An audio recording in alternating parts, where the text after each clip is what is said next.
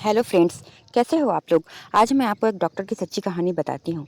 मेरा पति एक डॉक्टर था और मुझे रोज़ गोरा होने का एक इंजेक्शन लगाता था, जिससे मेरे पेट में बहुत दर्द होता था। एक रात मैंने इंजेक्शन बदल दिया। मैंने उस रात सोने का बहाना किया। फिर जो मेरे पति ने मेरे साथ किया, ऐसा दुश्मन भी नहीं कर सकता, क्योंकि मेरा पति मेरे साथ अंकल और आंटी का बेटा अनीस अमेरिका से डॉक्टरी पढ़ के आया था। पूरे खानदान में धूम मच गई थी। हर पार्टी में, हर शादी में, हर जगह सिर्फ शांति आंटी के बेटे की बात होती थी। और हर औरत की यही इच्छा थी कि अनीस उनकी बेटी को पसंद करे। और हर लड़की भी यही चाहती थी कि उनकी शादी डॉक्टर अनीस के साथ हो जाए। जब से अनीस वापस आया था, तब से मोहल्लों की लड़कियों का पार्लर के चक्कर काटना ज़्यादा हो गए थे। हर हफ्ते जाकर फैशन करवाना उनकी ज़िंदगी का हिस्सा बन गया था। अनीस ना सिर्फ डॉक्टरी पढ़कर आया था, बल्कि उसने यहाँ आकर बहुत बड़ा क्लिनिक भी खोल दिया था।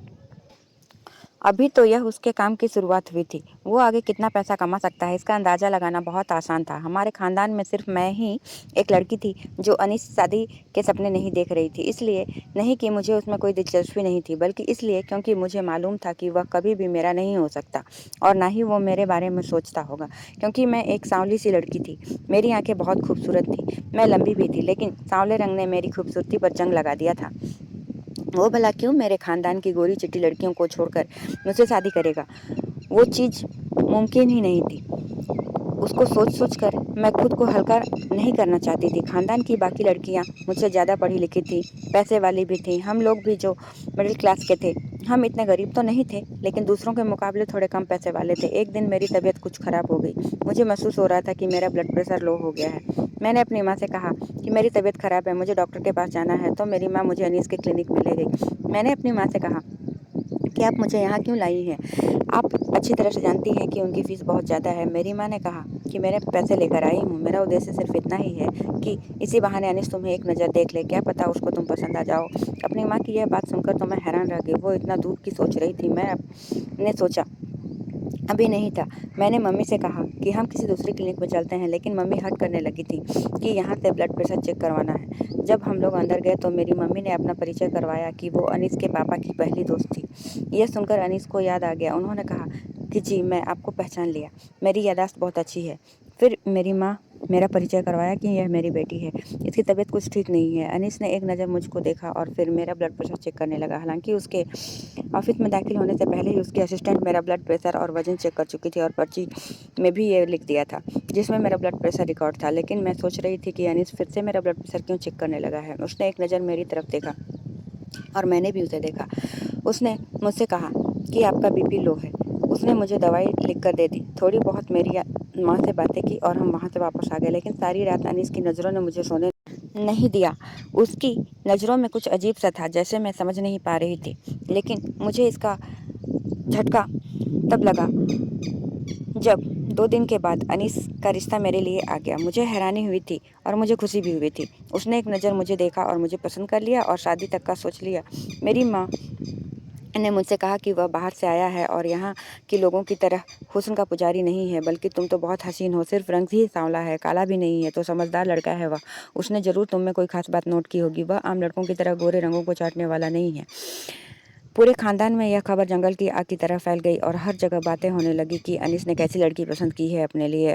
अपनी इतनी सारी खूबसूरत पढ़ी लिखी लड़कियों को छोड़कर उसने एक सामान्य कम पढ़ी लिखी लड़की को पसंद किया है। यह बात पूरे रिश्तेदारों में किसी को पसंद नहीं आ रही थी। सबका मूड खराब था, लेकिन हमारे घर में तो जैसे खुशियों की एक लहर दौड़ गई थी। मेरे घर वाले भी खुश थे और मैं भी खुश थी, क्योंकि अनीस मुझे मैसेज करके कहा कि वह मुझसे पहली नज़र में ही मोहब्बत का शिकार हो गया था। उसे मेरी आंखें बहुत पसंद आई थी। उसने मुझे जैसी लड़की की ही तलाश थी और मुझे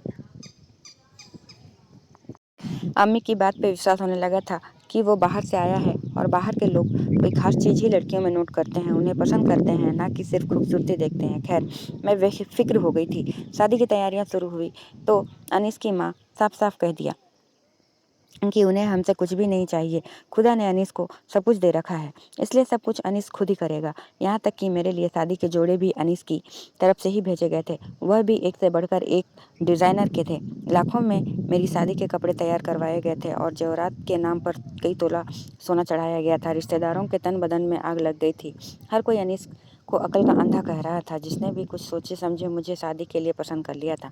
मेरी माँ ने भी रिश्तेदारों को में आग लगाने में कोई कसर नहीं छोड़ी थी और शादी के एक रात पहले से सारे खानदान को जमा करके सभी कपड़े उन्होंने दिखाए थे उन्हें। कुछ रिश्तेदारों ने तो ढके छुपे आवाज़ में माँ से पूछ भी लिया था कि तुमने कौन सा जादू लड़के पे करवाया है जिसे कुछ दिखाई नहीं दे रहा है। किसी को मेरा और अनीस का रिश्ता हजम नहीं हो रहा था और ऐसे में हमारी शादी का दिन आ गया। मेरा अनीस के साथ फेरा हो चुका था। मैं अनीस के साथ दुल्हन बनी स्टेज पर बैठी हुई थी जब अनीस की बुआ की बेटी स्टेज पर आई और उसने ऐसी बात कही कि मेरी आंखों से आंसू टपकने लगे। वो अपने शब्दों में मेरा मजाक उड़ा रही थी और साथ ही अनीस से कह रही थी कि तुम्हारी पसंद को क्या हो गया है, तुम तो इतने क्लासी थे, अचानक से ये तुम्हारा टेस्ट इतना खराब कैसे हो गया है। अनीस ने उसे एक दो शब्द कहे और वह खुद ही स्टेज से नीचे उतर गई। लेकिन मेरा आज का दिन खराब हो चुका था। मैं सर झुकाए बैठी थी और ये सोचकर ही सर से जमीन की तरफ देखी जा रही थी कि अनीस से किस तरह नजरें मिला पाऊंगी। मैं जानती थी कि सबको इसी बात की हैरानी है कि अनीस ने मुझे क्यों चुना है, लेकिन ये बात सिर्फ मैं ही जानती थी कि अनीस को मुझसे पहली नज़र में ही प्यार हो गया था। विदाई का वक्त हो आया था और मैं विदा होकर अब्बास के बड़े से घर में चली आई थी। मैं पहली बार उसका घर देख रही थी और यह देखकर मेरी आंखें खुली रह गई थी। अनीस का घर किसी शानदार महल से कम नहीं था। ऐसा लग रहा था जैसे वह करोड़ों रुपए कमाता हो। दिल में सोचने लगी कि डॉक्टर लोग तो काफ़ी पैसे वाले होते हैं, गरीबों का खून निचोड़ लेते हैं और अपना महल तैयार कर लेते हैं। लेकिन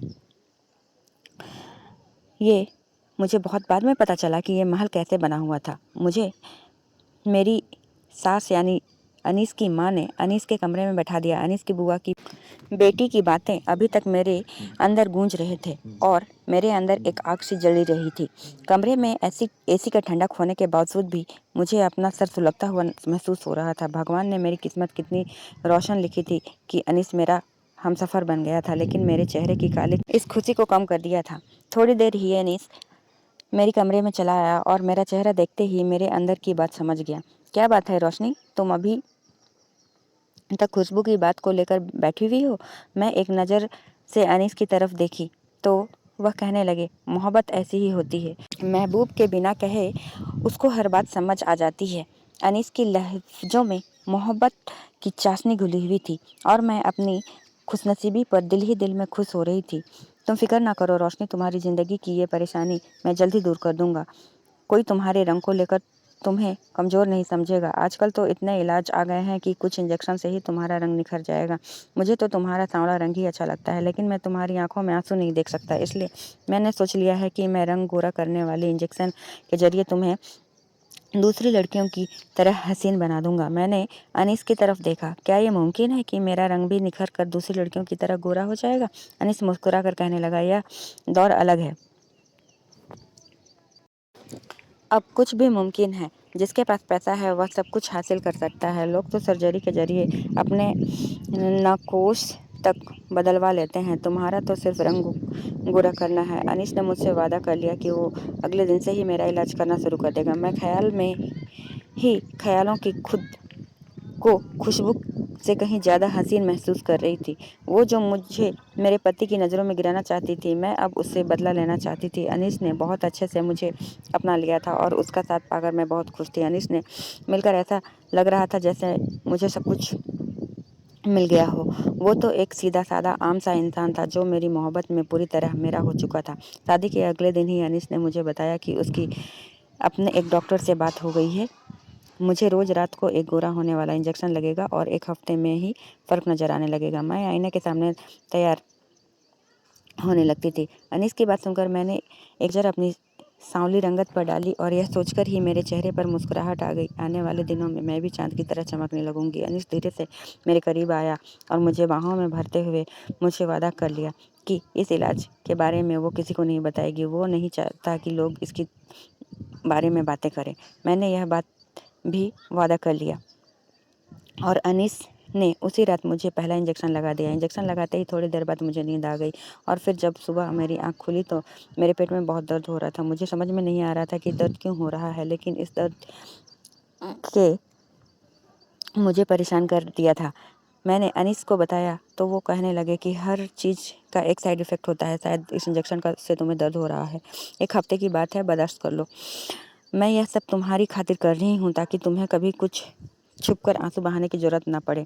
तुम ही सोचो, जब तुम्हारे बच्चे होंगे तो तुम्हें इस चीज़ का एहसास भी ज़्यादा नहीं होने लगेगा। अनीस की बात सुनकर मैं खामोश हो गई।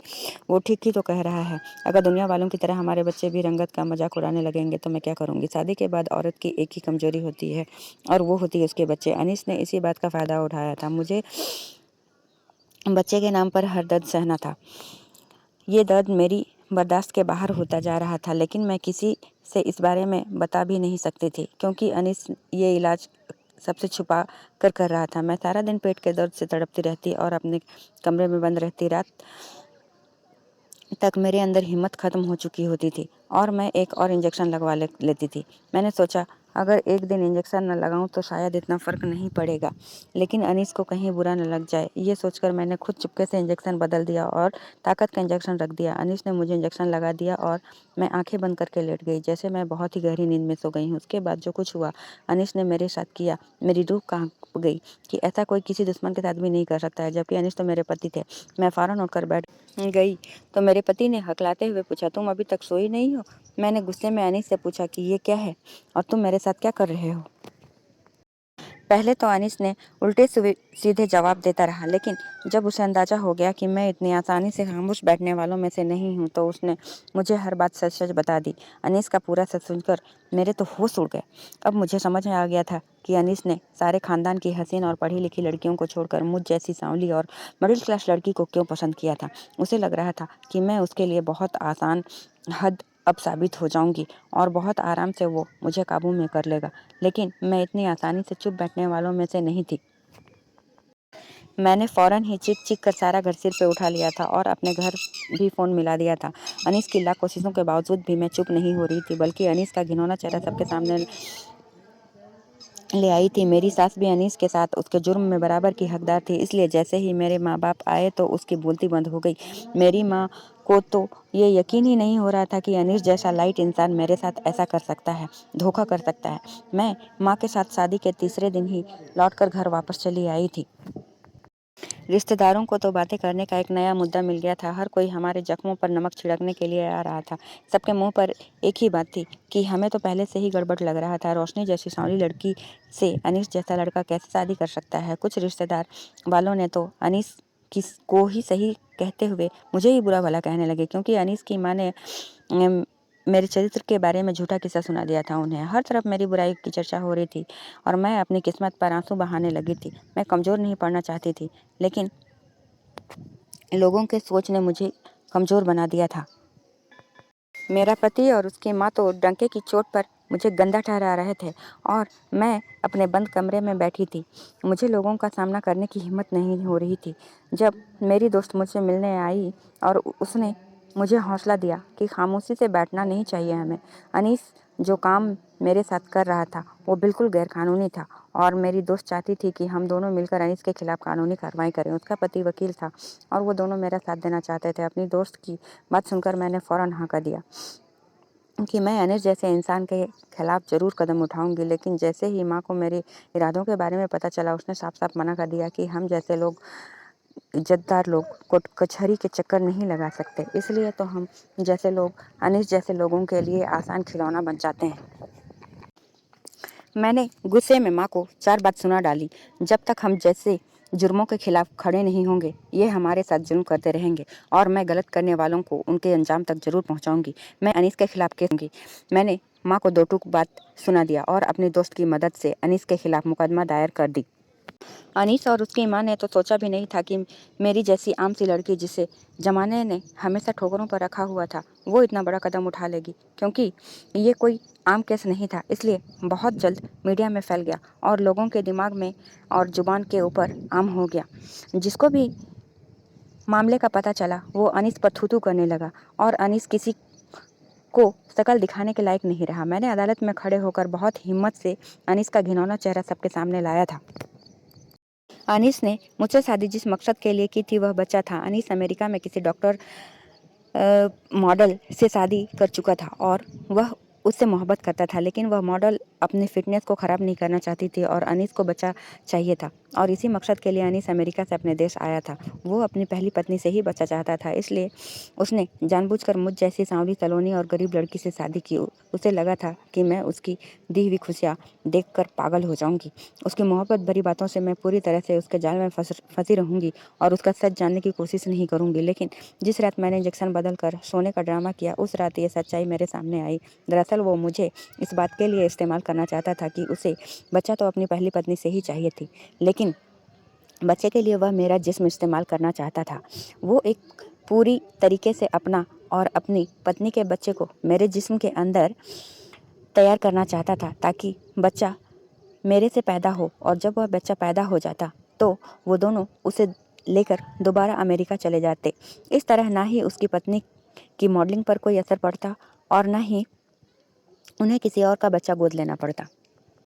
जिस दिन मैं बीपी चेक करवाने अपनी माँ के साथ अनीस के क्लिनिक गई थी, उसी दिन उसके जहन में यह बात बैठ गई थी कि मैं ही वो लड़की हूँ जो उसके बच्चे को अपने जिस्म में पाल सकती हूँ। इसलिए वो बार बार मेरा बीपी चेक करता और मेरी खुराक का ख्याल रखता। सरोगेसी का तरीका हमारे देश में पूरी तरह गैरकानूनी है, और ख़ास करके इसकी इजाज़त के बिना मेरा पति मेरा जिस्म कैसे इस्तेमाल कर सकता था। वह हर रात गोरा होने का इंजेक्शन के नाम पर मुझे बेहोश करता और मेरा चेकअप करता था। जिस रात मैंने इंजेक्शन बदला था, उस रात वो आईवीएफ के जरिए मेरे जिस्म में अपना बच्चे को इम्प्लांट करने वाला था। उसकी अमेरिकन बीवी अपने जिस्म को ख़राब नहीं करना चाहती थी, लेकिन वह दोनों मिलकर मेरी पूरी ज़िंदगी ज़रूर बर्बाद कर देना चाहते थे। एक बार उन्हें मुझसे बच्चा मिल जाता तो अनीस मुझे तलाक देकर वापस अमेरिका चला जाता और फिर कभी लौट कर वापस नहीं आता, और मैं सारी ज़िंदगी यूं ही तड़पते रह जाती। मेरी दोस्त का पति जो वकील था, उसने कुछ सबूत इकट्ठे किए और अनीस और उसकी पत्नी दोनों को दोषी साबित कर दिया। वो दोनों धोखे से मुझे इस्तेमाल कर रहे थे, और अगर उस रात मैं इंजेक्शन ना बदलती तो उन दोनों के बच्चे को अपना खून समझकर 9 महीने तक उन्हें पेट में पालती रहती, और उसके बाद वो दोनों अपना बच्चा लेकर दोबारा अमेरिका वापस चले जाते। उन दोनों को सज़ा सुना दी गई थी और मैंने अनीस से तलाक ले ली थी। मैं अकेली ज़रूर थी, लेकिन मुझे यकीन था कि भगवान ने मेरी किस्मत में यकीनन कुछ और अच्छा ही लिखा रखा है। सारे ख़ानदान वाले अनीस की सच्चाई जान चुके थे और आंटी को बुरा भला कह रहे थे, जिन्होंने अपने बेटे का साथ देकर मेरी ज़िंदगी उजाड़ने की कोशिश की थी। एक बात मैं बहुत अच्छी तरह जान गई थी कि सिर्फ इंसान की पढ़ाई उसे शोहरत नहीं देता, बल्कि यह माँ बाप की परवरिश भी होती है जो एक बच्चे को होशियार और साफ बनाती है।